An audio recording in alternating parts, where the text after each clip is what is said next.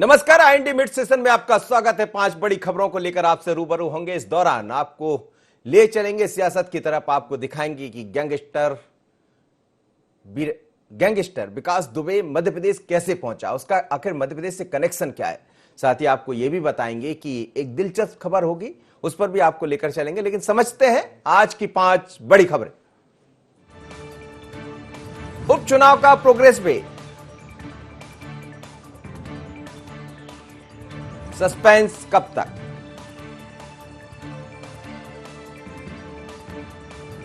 नाम तय, ऐलान बाकी। गैंगस्टर का एमपी कनेक्शन,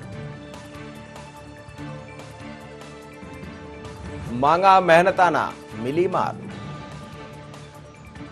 तो चलिए, सबसे बड़ी खबर मध्य प्रदेश में उपचुनाव से पहले बीजेपी लगातार कार्यकर्ताओं को बूस्ट अप करने में लगी है, जनता को साथ भी रही है, जिसके लिए बीजेपी लगातार प्रदेश भर में वर्चुअल रैली कर रही है। इसी कड़ी में सीएम शिवराज ने वर्चुअल रैली के जरिए दिमनी के कार्यकर्ताओं को संबोधित किया। इस मौके पर उन्होंने चंबल के विकास के लिए चंबल प्रोग्रेस वे का होने की बात कही। साथ ही पूर्व सीएम कमलनाथ से आज चौथा सवाल भी पूछा।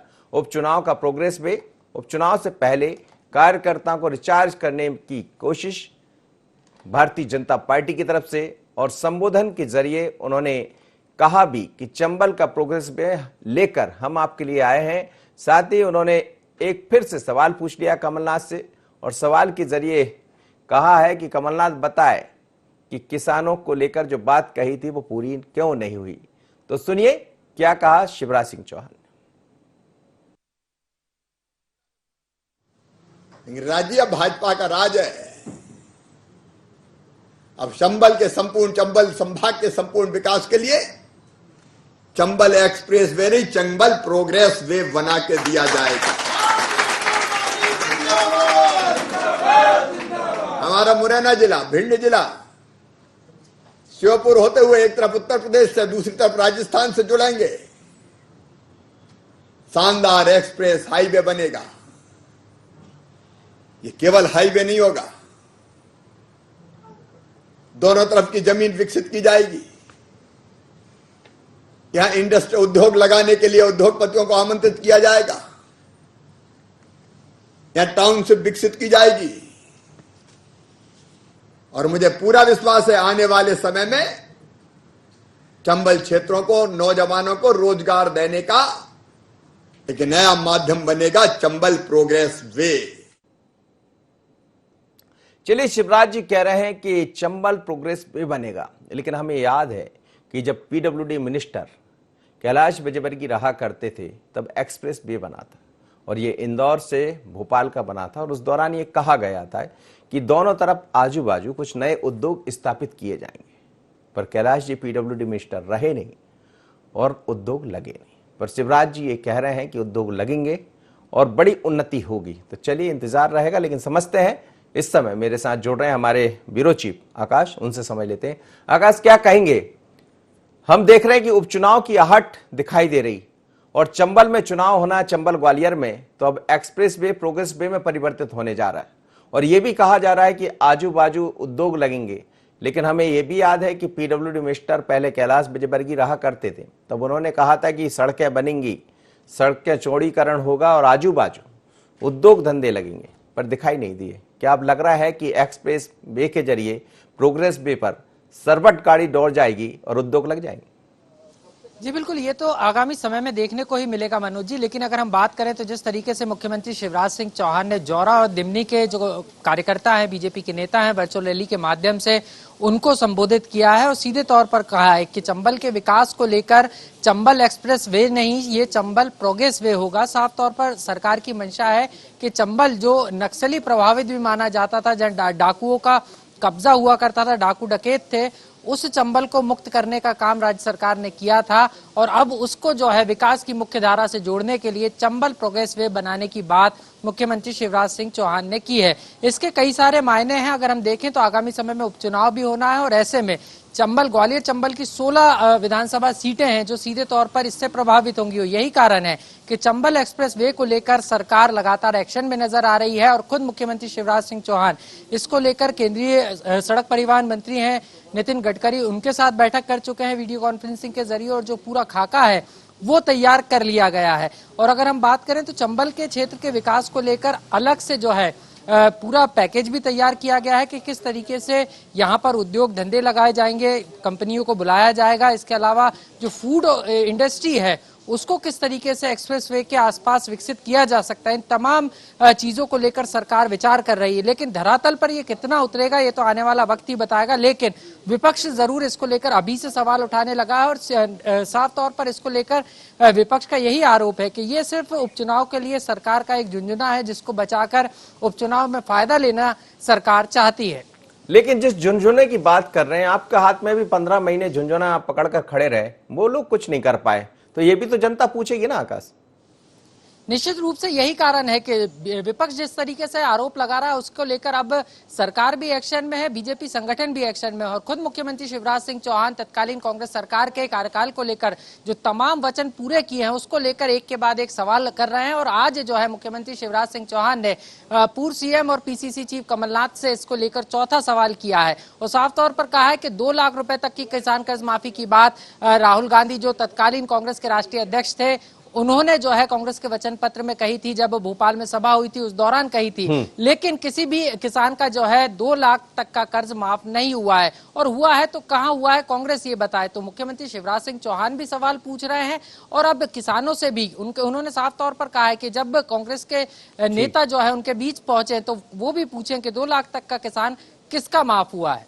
बिल्कुल सही बात, और ये बताना पड़ेगा। जब मंदसौर में राहुल गांधी ये बोल रहे थे कि जैसे ही सरकार बनेगी पहले दिन मैं आपसे कह देना चाहता हूं कि कर्ज माफ होगा, और सरकार की तरफ से मैं आपसे कहना चाहता हूं यदि कांग्रेस की सरकार बनेगी तो कर्ज माफ होगा। सरकार रही नहीं और कर्ज माफ पूरा हुआ नहीं, इसलिए जनता उनसे भी पूछेगी।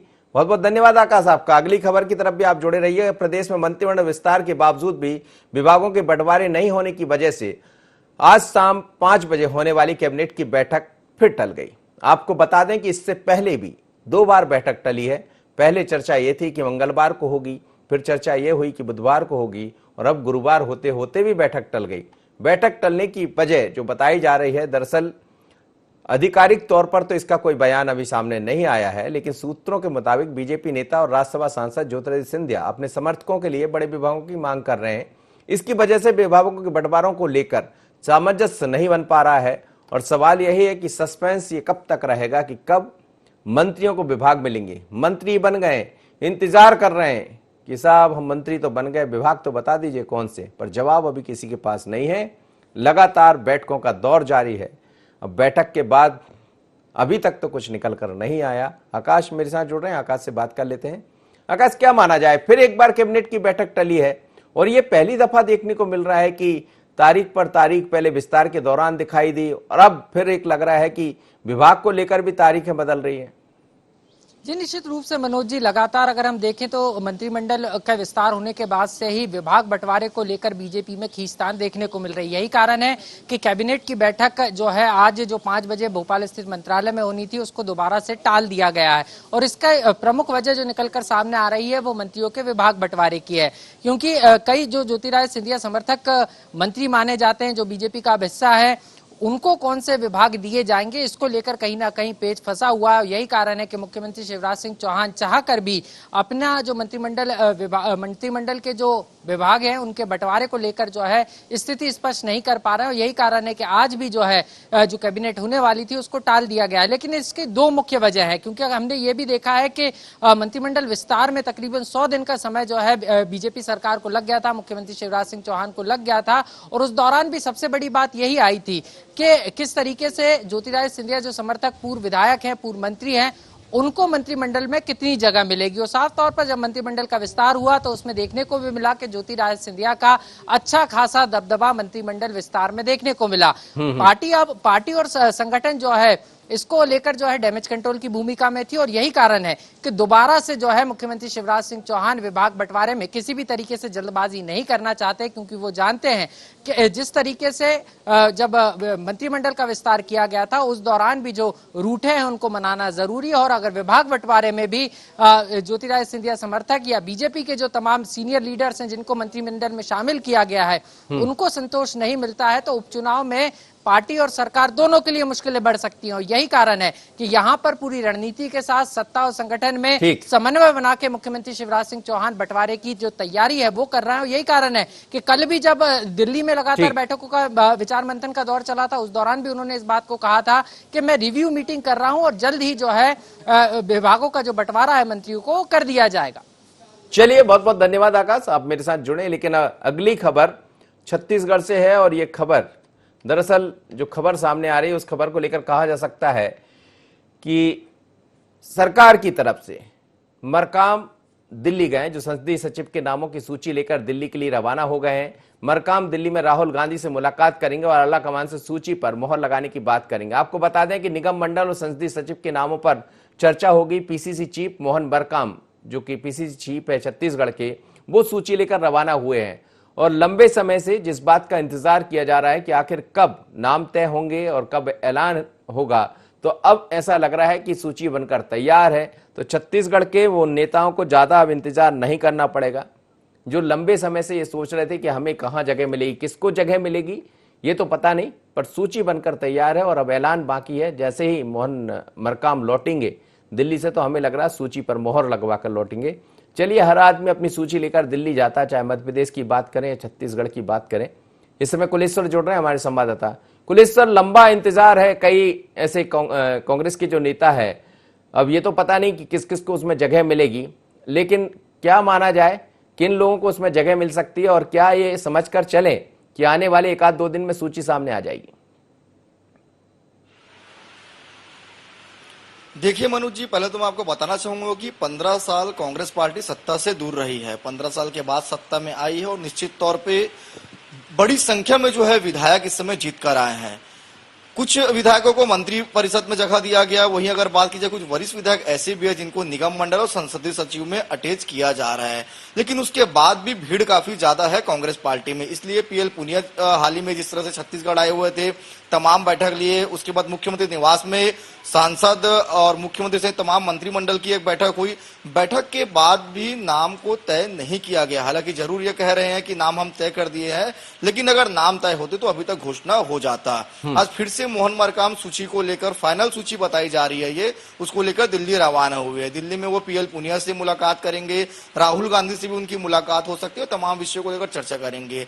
कयास यही लगाया जा रहा है कि जब मोहन मरकाम दिल्ली से छत्तीसगढ़ लौटेंगे तो जो निगम मंडल और संसदीय सचिव की नियुक्ति के पत्र जो है उनके हाथ में रहेंगे और ऐलान हो सकता है। क्योंकि आज निगम मंडल का नियुक्ति का ऐलान होना था गुरुवार को, कृषि मंत्री रविंद्र चौबे ने कहा था, लेकिन उसके बाद भी नहीं हो पाया क्योंकि भीड़ काफी ज्यादा है। किसको कहां पे जगह दिया जाए और जब ये नियुक्ति जब जारी होगी उसके बाद कोई विवाद की स्थिति ना बने, इन तमाम चीजों को लेकर काफी मंथन जो है तो आपको लग रहा है कि विवाद की स्थिति नहीं बनेगी? बता दूं कि सरकार बने 18।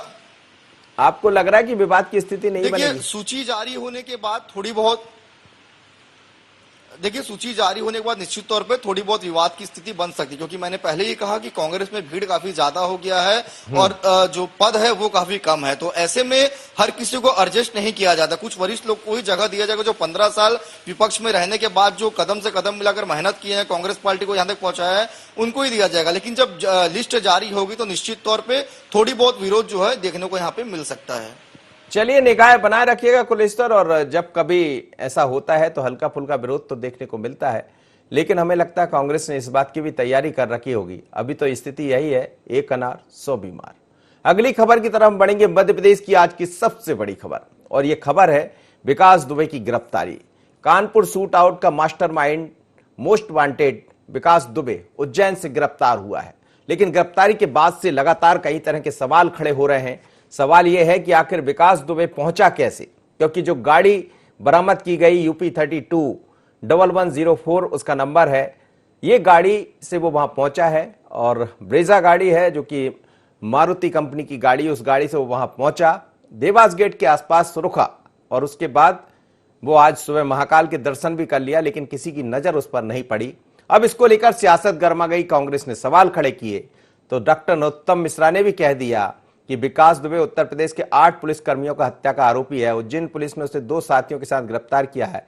इतनी बड़ी कार्रवाई उसके बाद भी कांग्रेस सवाल खड़े कर रही, क्योंकि वो तो सर्जिकल स्ट्राइक पर सवाल उठाते रहे, वो तो गलवान घाटी पर सवाल उठाते रहे हैं, तो ऐसे में कांग्रेस को अच्छा कुछ दिखता ही नहीं है। बजाय कांग्रेस के नेता की तारीफ करते हैं, वो सवाल उठा रहे हैं और अपराधी को पकड़ा गया है और मध्य प्रदेश की पुलिस ने अच्छा काम किया है। फिर भी कांग्रेस की आंखों में ये किरकिरा किरकिरी बन गया, क्योंकि एक बड़ी उपलब्धि मध्य प्रदेश पुलिस के हाथ लगी।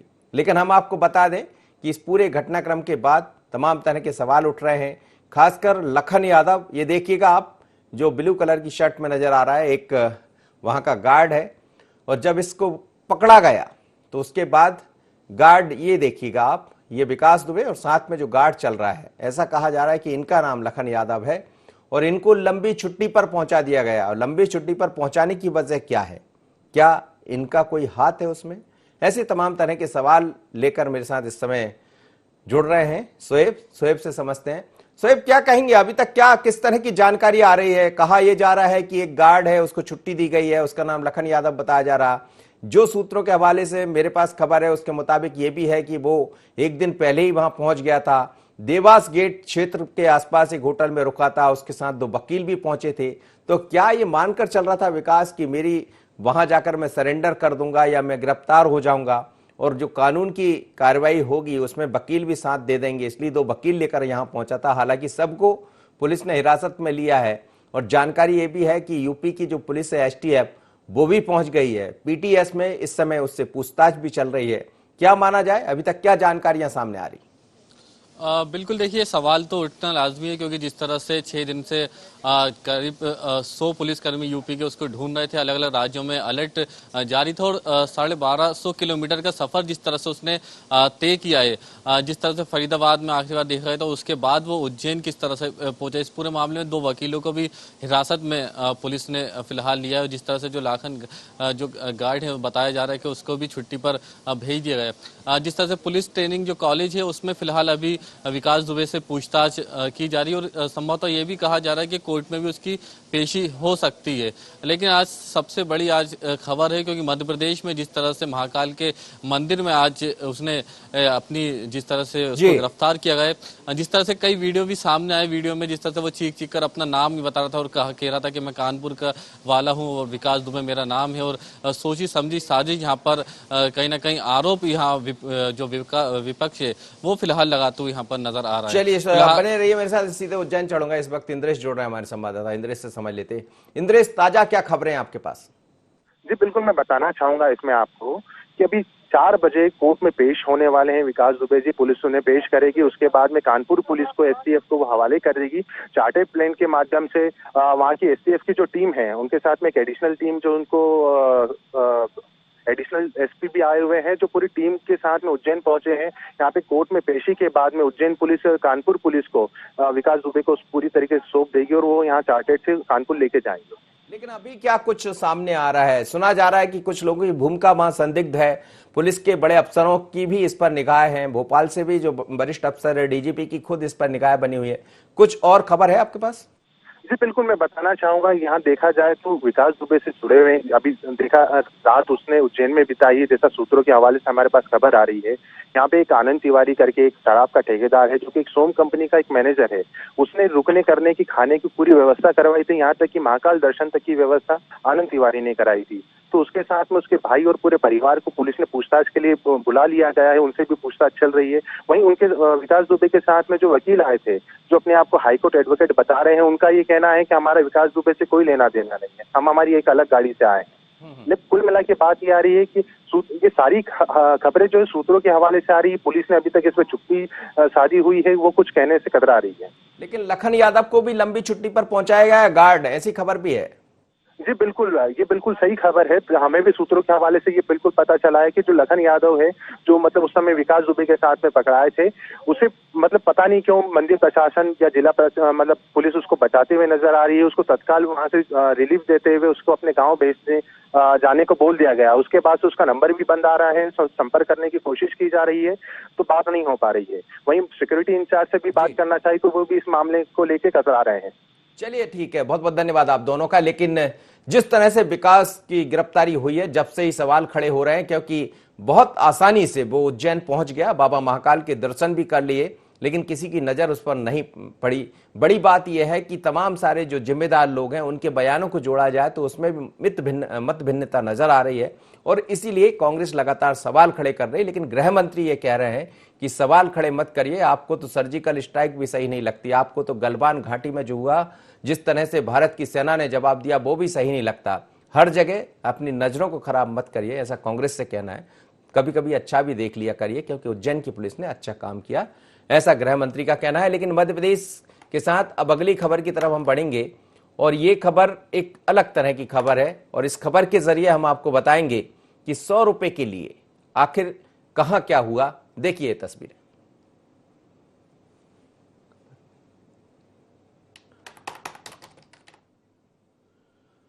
तो जिस तरह की ये खबरें दिखाई दे रही है, मजदूरी मांगने पर दुकानदार ने मारपीट की है और रायगढ़ के खरसिया का ये मामला है। मजदूरी के पैसे मांगने पर दुकानदार द्वारा मजदूर के साथ मारपीट का मामला सामने आया है। बता दें कि पीड़ित रवि मेहरा परिवार का पेट भरने के लिए हमाली का काम करता है, जिसने पोस्ट ऑफिस के पास तेल की दुकान में काम करने के बाद दुकानदार से 100 रुपए लिए।